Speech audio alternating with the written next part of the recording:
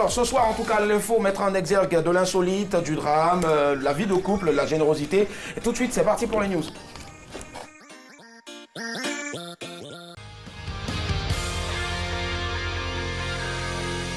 Le temps presse, évitons le stress. Allah!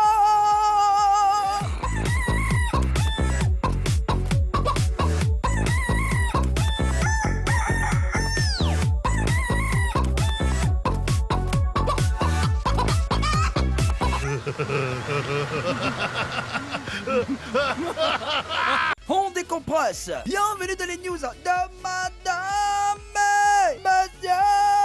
Bonsoir, ça va, bonne arrivée. Bonne arrivée les amis, commençons avec insolite. Abandonné dans les toilettes en 1986, il retrouve ses parents. En 1986, Steve Hills était un bébé de 10 jours quand ses parents l'ont abandonné dans les toilettes d'un aéroport londonien. Dès qu'il a eu 18 ans, Steve a commencé à chercher ses parents biologiques. Après 15 années de recherche et de multiples tests ADN, Steve les a enfin retrouvés. J'ai pu retrouver la trace de ma famille biologique. Malheureusement, ma mère est décédée. Donc je ne peux pas totalement savoir ce qui s'est passé et connaître les raisons. Cependant, j'ai retrouvé mon père biologique et des frères et sœurs des deux côtés. Ils ignoraient tous mon existence. Déclare-t-il. Pour rappel, à 33 ans, Steve est lui-même papa de 2 enfants.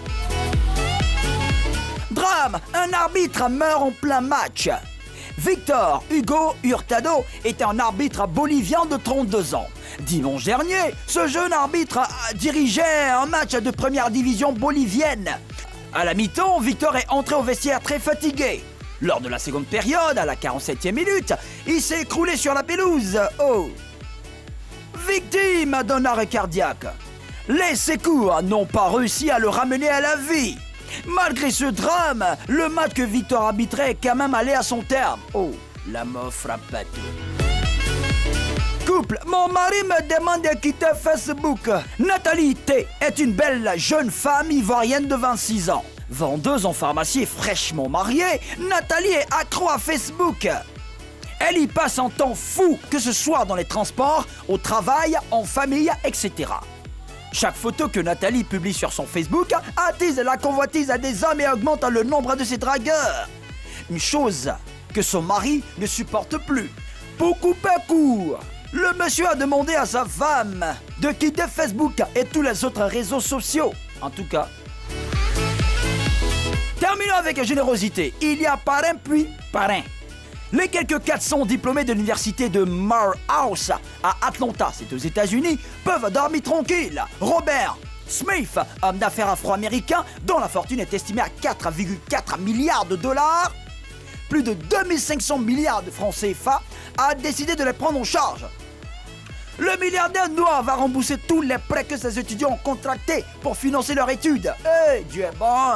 Tu es béni, le gars. Le porte-parole de l'université a indiqué qu'il s'agissait du plus grand don de l'histoire de cette université, qui a formé des gens comme Martin Luther King, Spike Lee, Samuel L. Jackson.